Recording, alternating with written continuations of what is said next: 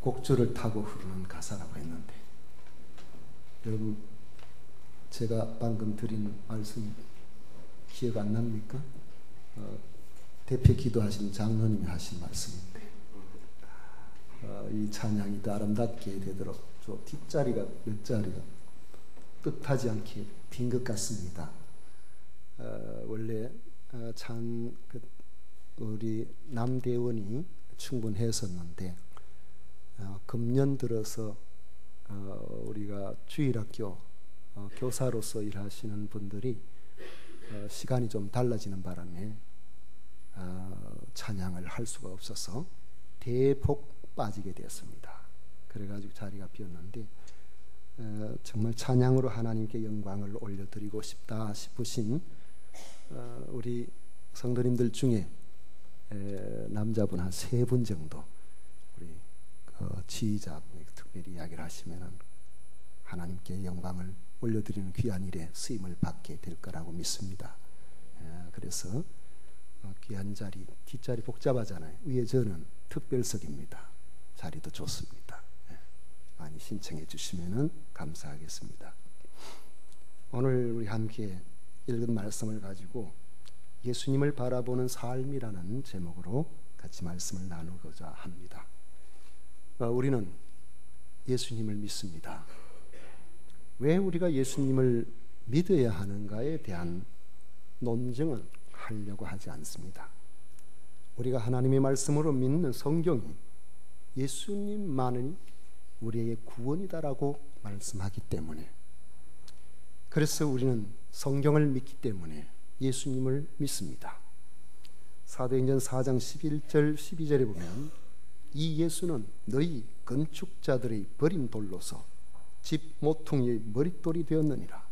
다른 이로서는 구원을 받을 수 없나니 천하 사람 중에 구원을 받을 만한 다른 이름을 우리에게 주신 일이 없음이라 하였더라.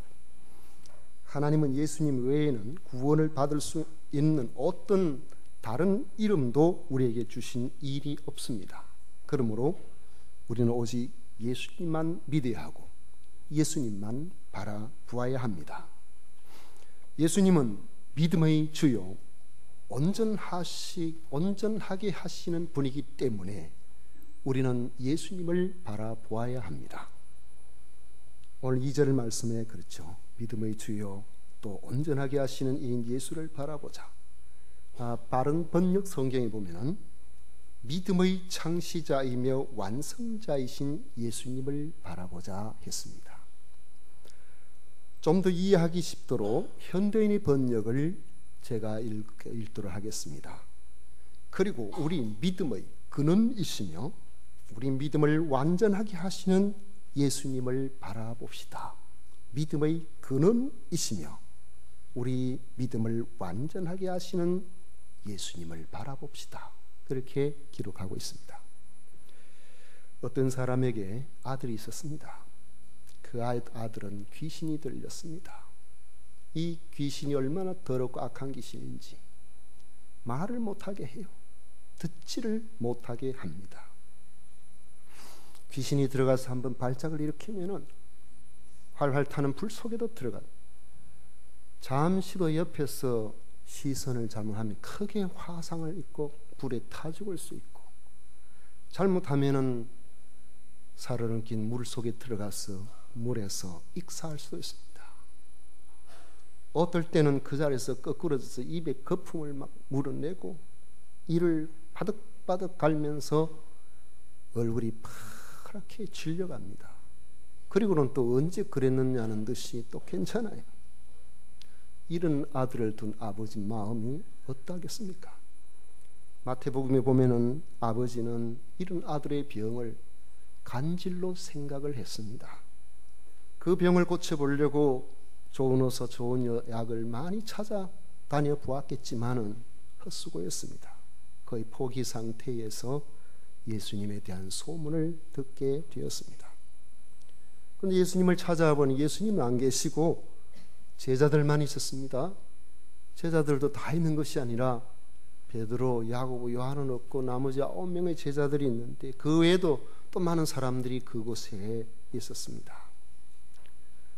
예수님은 베드로와 야고보와 요한을 데리고 산에 올라가셔서 그들에게 보여주실 것이 있어서 변화산에 갔다가 그리고 이제 내려오시는 길이었는데, 예수님께서 내려오신 그 산 밑에 많은 무리들이 예수님의 9명의 제자들을 둘러싸고 있었고, 당시의 율법 학자인 서기관들이 이 예수님의 다른 제자들과 큰 언쟁을 하고 있었습니다. 말씀에는 변론이라고 그랬지만은 거의 언쟁이라고 말할 수 있을 정도의 말다툼이라고 할 수 있죠. 예수님이 오시는 것을 보고 사람들이 반갑게 예수님께 문안을 했습니다. 그때 주님이 말씀하시기를 너희가 무엇을 그들과 변론하느냐 물어보시니까 귀신 들린 아이를 데려온 아버지가 예수님 앞에 나와서 대답을 했습니다.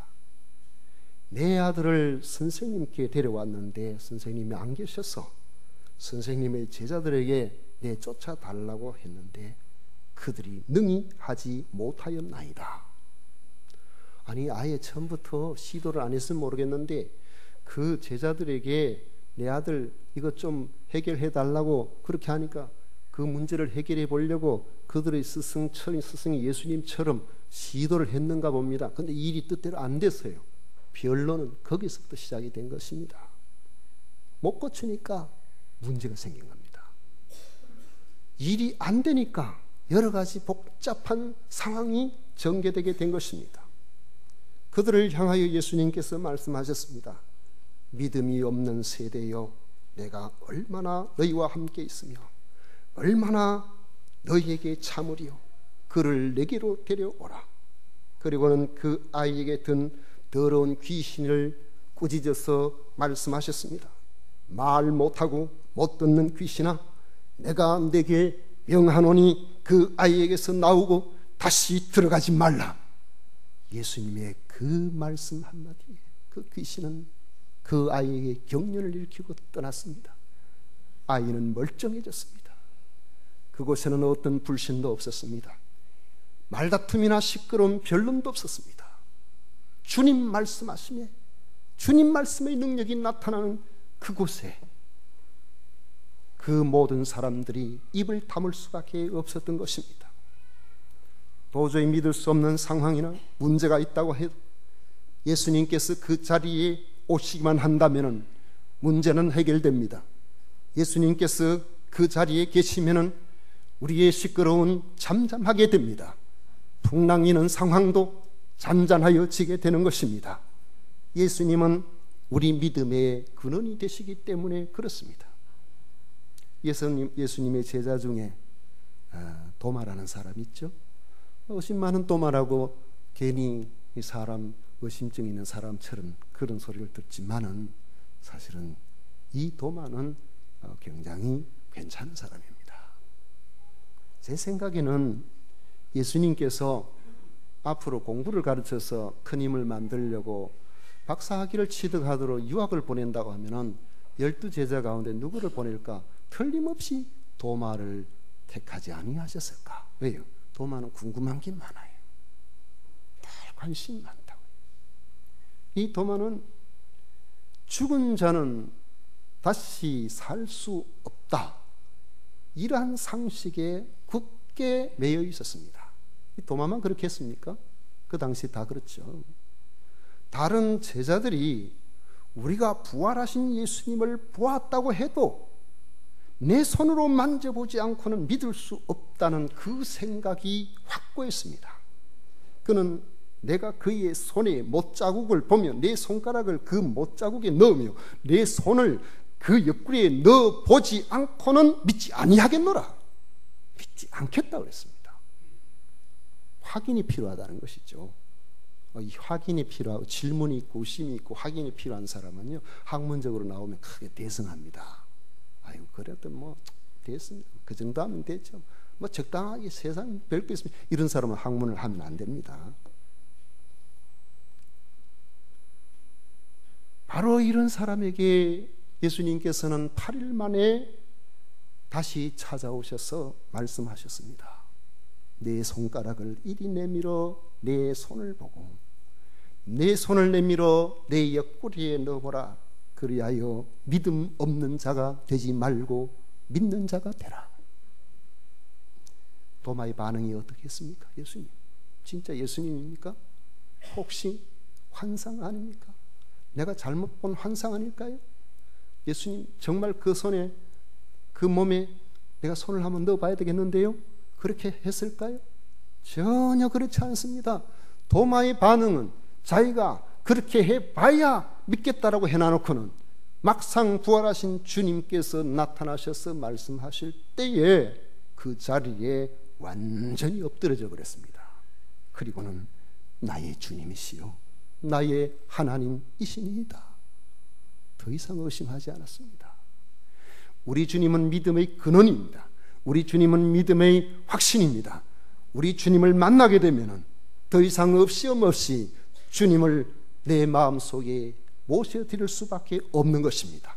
의심 많은 도마도 부활하신 예수님을 만나자마자 그는 더 이상 의심하지 않는 그런 사람으로 평생을 주의 부활을 전하면서 살았습니다. 왜 그렇습니까? 예수님은 믿음의 근원이 되시기 때문에 그렇습니다. 성령님께서는 예수님을 하나님의 아들로 믿게 하셨습니다. 예수님을 믿게 되면 예수님이 하시는 말씀을 믿게 되고 하나님이 하시는 위대한 일들도 믿게 됩니다. 그리하여 하나님의 뜻이 예수 그리스도를 통하여 이루어지게 되는 것을 믿고 주님의 제자로 살게 되는 것입니다.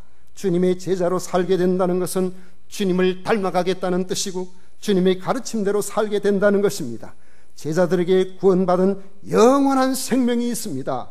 이들에게는 하나님 나라의 확장이라는 명확한 목표가 있습니다. 그 나라와 의를 위해서 살기 때문에 그의 삶에는 보람과 확신이 있습니다. 거기에 자연스럽게 맺혀지는 인격적 변화가 성령의 열매입니다. 오직 성령의 열매는 사랑과 희락과 화평과 오래 참음과 자비와 양성과 충성과 온유와 절제라고 했는데 우리의 삶에 성령 충만하여 예수님을 바라보고 예수님 안에서 살게 되면은 우리 속에 성령의 열매인 사랑의 마음으로 사람을 보게 되고 내 속에서 환경이 어떻게 할 수 없는 즐거움이 내 속에 솟아나게 되는 것입니다. 보통 사람은 참을 수 없는 것도 참게 됩니다. 다른 사람을 긍휼히 여겨서 그들을 향하여서 선한 일을 하려고 하는 자비와 양성이 있어요. 한번 결심하면 끝까지 추진해서 끝장을 내는 충성이 있습니다. 누구에게든지 힘이 있다고 힘대로 하는 사람이 아니라 부드러움이 있습니다. 그게 온유죠. 잘 절제해 나가면서 그렇게 살아가는 그런 좋은 성품으로 바뀌어지게 되는 것입니다. 이런 성령의 열매를 맺고 살아가는 사람들에게 이 땅에서 주시는 하나님의 은혜가 있지만은 우리가 우선적으로 주님을 바라보는 사람에게 주어지는 것이 영원한 생명 천국 상속권입니다. 주님께서 어느 때에 우리에게 오라고 하실 때 바로 그 순간이 우리에게는 주님과 더불어서 영원히 사는 하나님 나라의 자녀로서 하나님 앞에서 그 백성으로서 우리가 그곳에 한 일원이 된다는 것입니다. 저는 오늘 여러분들이 이 자리에서 우리 세금산 교회에서의 생명 공동체의 일원으로 끝나는 것이 아니라 영원한 하나님 나라의 한 생명 공동체의 한 백성이 되기를 소원합니다.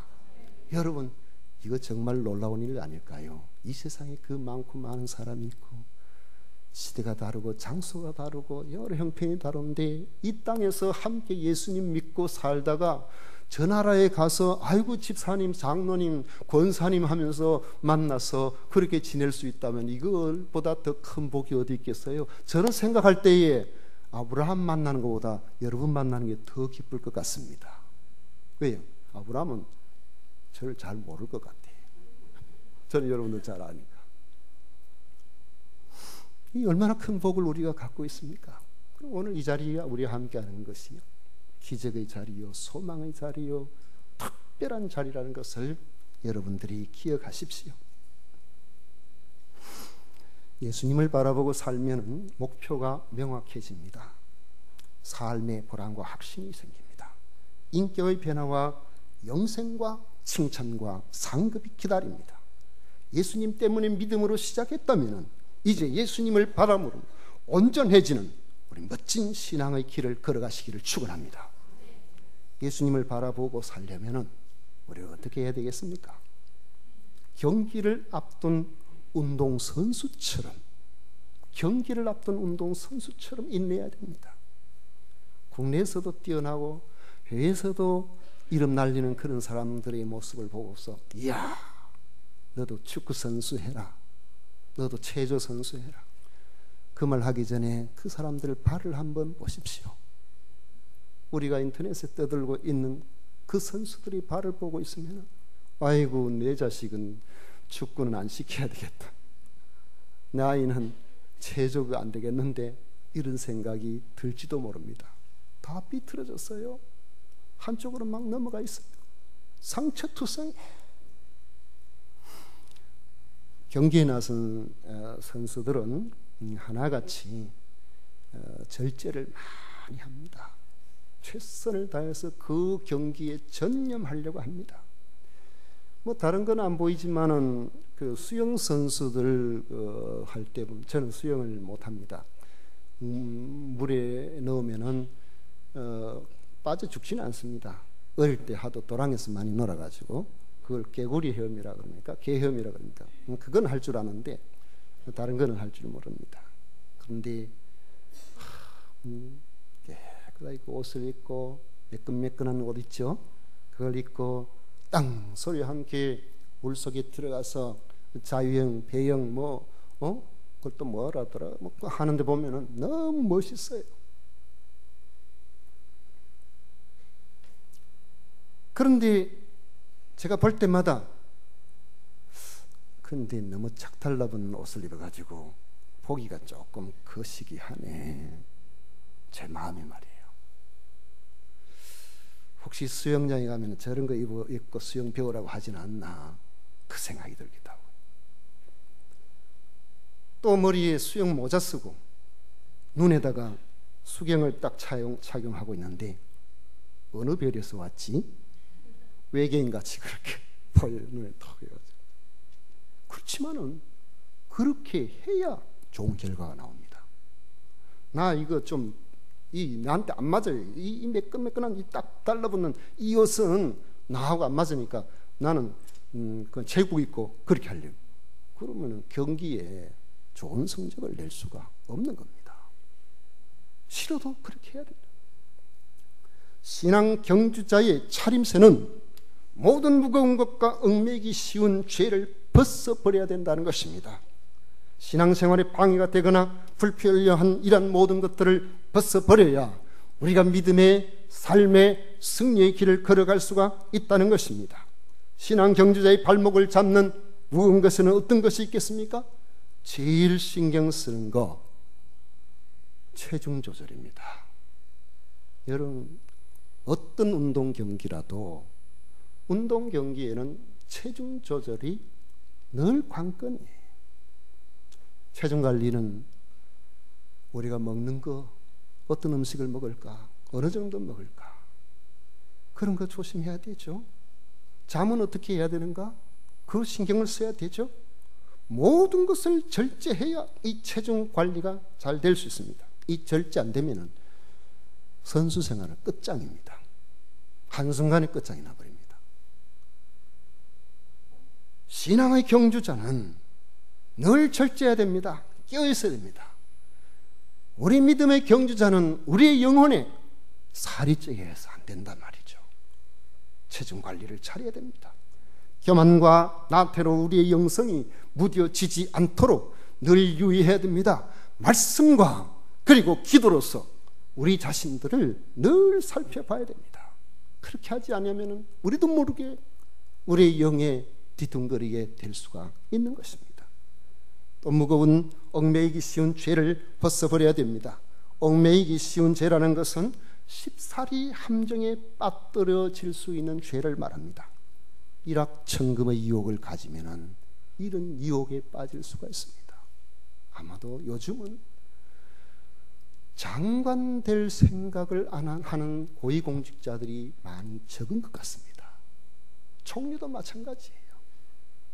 생각해보면 내가 총리 후보자 될 줄 알았다면, 내가 장관 후보자 될 줄 알았더라면, 내가 그때 그리 안 살았을 걸, 내가 이렇게 안 했을 걸, 아마 그렇게 생각 안 했을까 후회하는 사람들이 제법 많을 것 같습니다. 성도는 너무 편하게, 너무 특별하게 이와 같이 일확천금의 유혹과 같은 이러한 것들에 대한 유혹을 떨쳐버려야 됩니다. 언젠가는 그것이 발목을 잡을 수 있습니다. 술과 마약같이 중독 성분이 있는 이러한 것들로부터 우리는 벗어나야 됩니다. 또 우리를 뭔가 모르게 그냥 살아가는데 뭐가 재미가 없는데 뭐 조금 재미가 있을 만한 어떤 로맨스를 줄 만한 이성적 유혹, 이런 것에서 우리는 유혹에 빠지면 안 됩니다.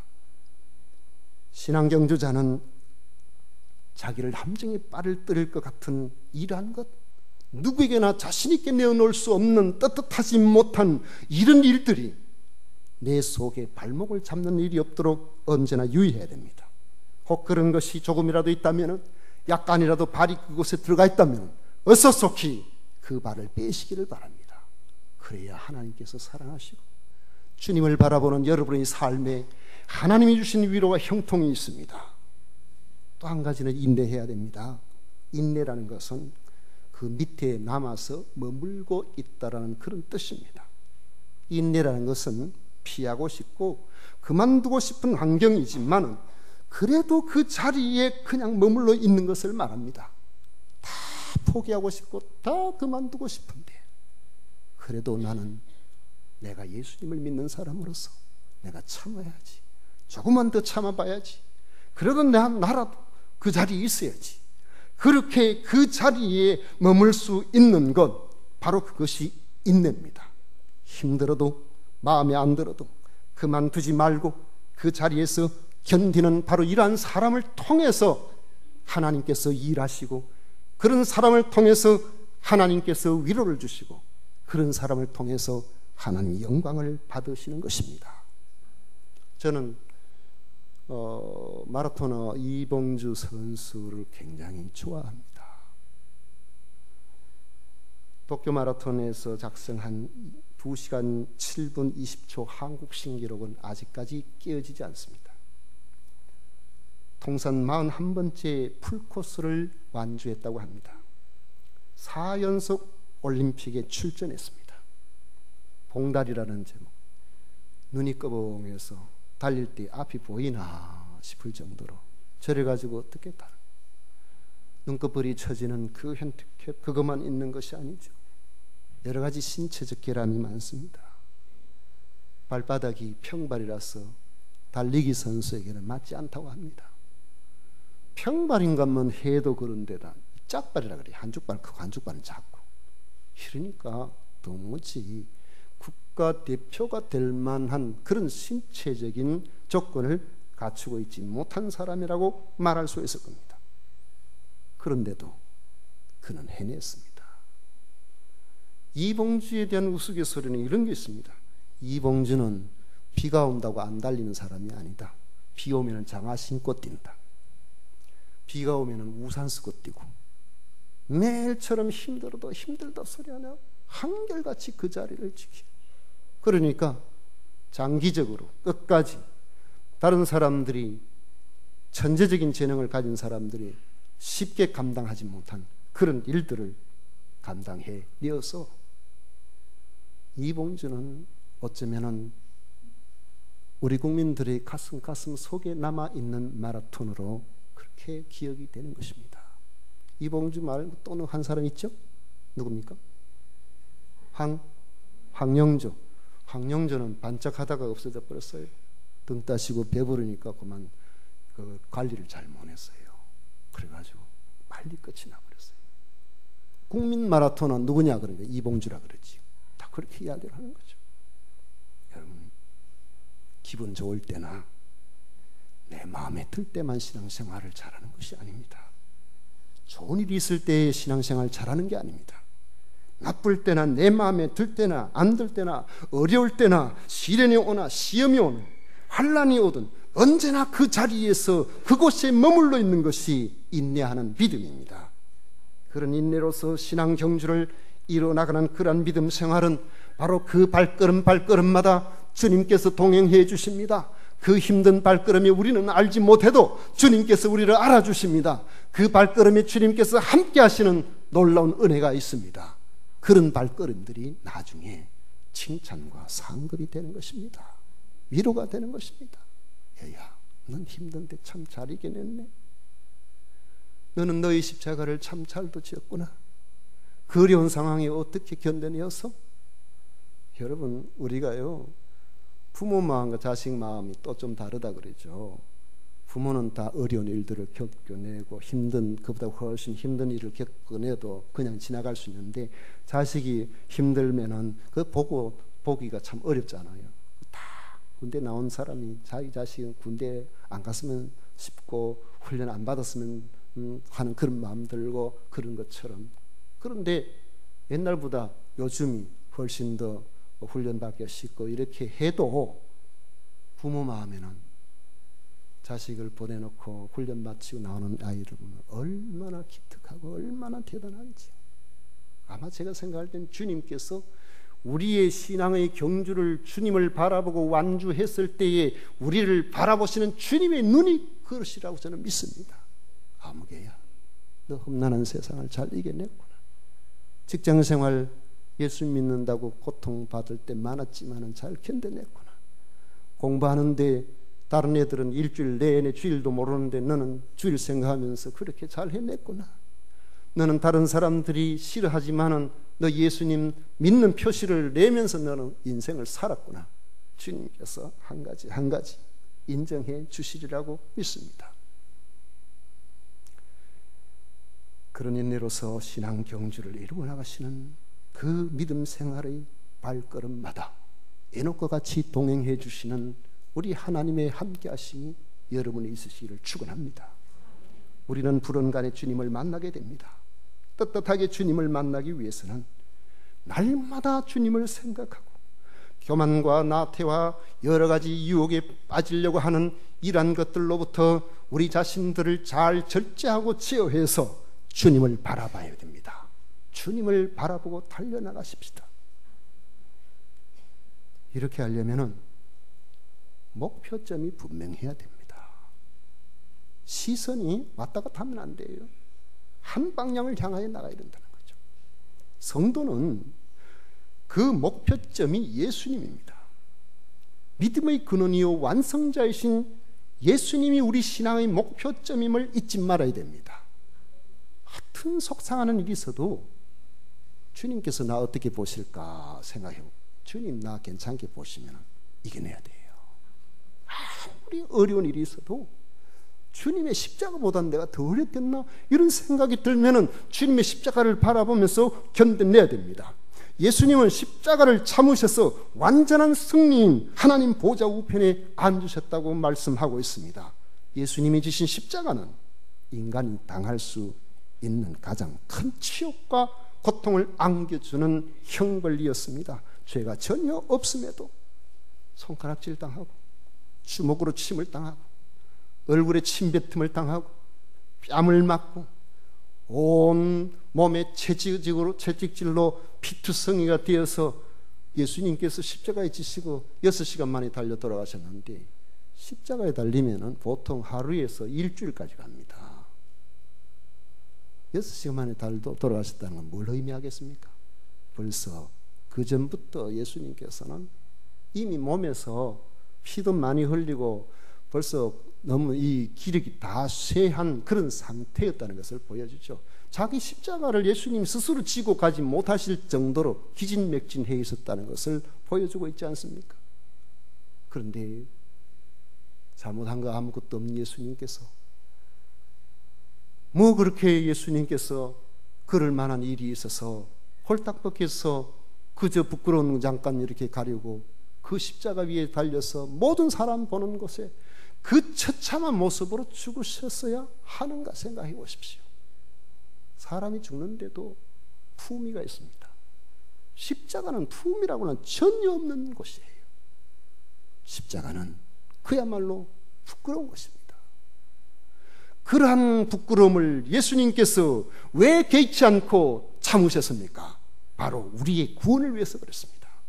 그래서 십자가를 참으셨습니다. 그 부끄러움 이후에 올 우리의 구원이라는 승리의 기쁨이 예수님께 있기 때문에 그런 것입니다. 그 결과가 하나님 보좌 우편에 앉으셔서 우리 한 사람 한 사람 예수님을 믿고 구원받아서 천국 백성이 되는 그 기쁨을 보시는 겁니다. 우리도 예수님을 믿는 사람으로서 이 땅에 살면서 때로는 예수님 때문에 부끄러움을 당할 때가 있죠. 예수님 믿는 것 때문에 이런저런 여러 사람들로부터 안 들어도 될 구설수에 오르는 일들이 얼마나 많습니까? 저는 그런 말을 많이 들어봤습니다.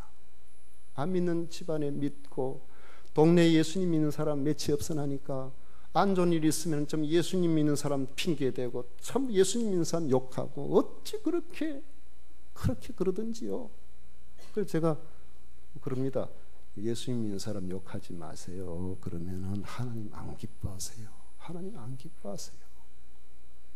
지금 우리나라에 보면은 예수님 믿는 사람 욕하는 사람들이 많은데 실체에 근거해서 하는 경우도 있겠지만 그렇지 않은 경우가 굉장히 많습니다. 제 집안에 보면은요, 동네에 그렇게 욕하던 사람들이 나중에 별로 안 좋더라고요. 저희 큰어머니도 제가 교회 다닌다고 하니까 저 조카라서 직접 욕은 못하고 교회 다니는 동네에 어떤 한 분을 맨날 욕하고 어떻게 뭐 쌀을 가져가서 뭐 제때 안 갖다 주고 가져오는데 뭘 적게 갖다 주고 그분들이 그럴 분이 아닌데 온갖 이야기를 다 하고 다녔었어요. 근데 그렇게 연세가 많지도 않은데 자녀들이 있고 이래도 임종도 못하고 그냥 돌아가셨어요. 그래야 우리 하나님 자녀들한테 너무 그렇게 야박하게 너무 그렇게 하지 말고 우리 성도들은 우리가 하나님의 사람이라는 것을 기억하고 부끄러운 일들이 있어도 묵묵하게 참으십시오. 주님 다 알아주십니다. 이번에 이제 구정맞이해서 가정들 가면은 또 억울한 소리 많이 들어야 되잖아요. 잘 믿는 집안은 괜찮지만 그렇지 않은 집들은 스트레스 엄청날 겁니다. 여러분 이겨내십시오. 이겨내면은 하나님께서 위로해 주십니다. 신앙경주에서 승리하기 위해서는 오직 예수 그리스도만을 목표로 삼아야 되지 다른 걸 가지고 이야기하면 안 됩니다. 제가 청년기에 너무너무 힘든 상황이 있었는데 저희 가까운 분 저보고 하는 이야기가 예수 믿어서 그렇습니다. 예수 믿어서 그렇습니다. 예수만 안 믿으면 만사형통할 건데 예수 믿어가 하는 것마다 안 됩니다. 제가 그 소리 많이 들었어요. 괴롭습니다. 그렇지만은 견뎌내야 돼요. 이겨내야 돼요. 끝을 봐야 되지. 인생은 마라톤인데 잠깐을 보고 이야기하면 안 됩니다. 우리가 신앙 경주를 하다가 지치고 피곤할 때가 있습니다. 낙심될 때도 있습니다. 그렇게 흥미진진해 보이던 신앙생활이 때로는 갑자기 아무런 의미가 없는 것처럼 느껴질 때도 있습니다. 부끄럽게 느껴질 때도 있고요. 권태가 생길 때도 있습니다. 환경이 보입니다. 사람이 보일 때도 있습니다. 그렇지만 바로 그때가 하나님이 보좌 우편에 앉으셔서 우리를 응원하시는 예수님을 바라볼 때입니다. 예수님께서 나를 응원하고 계신다는 것을 기억하고 참아야 할 때입니다. 주저앉고 싶을 때 그때 다시 일어나야 할 때입니다. 부끄러워서 다 벗어버리고 싶을 바로 그때가 주님을 바라보고 참고 견뎌내야 될 때입니다. 그러면은 승리는 여러분의 것입니다. 한번 따라하겠습니다. 나는 주님을 바라보고 살겠습니다. 나는 주님을 바라보고 견뎌내겠습니다. 나는 주님을 바라보고 승리하겠습니다. 주님을 바라보는 사람은 반드시 승리하게 되어 있습니다. 우리는 언제나 예수님을 바라 신앙생활이 어렵게 느껴질 때 바로 그때가 더 눈을 들어야 될 때입니다. 십자가에 달리신 주님을 생각해야 될 때입니다. 이기셔서 부활하시고 승천하셔서 보좌 우편에서 우리를 바라보고 계시는 바로 그 주님을 기억해야 될 때입니다. 그 안에서 승리하시는 여러분들이 되시기를 축원합니다. 기도하겠습니다. 고마우신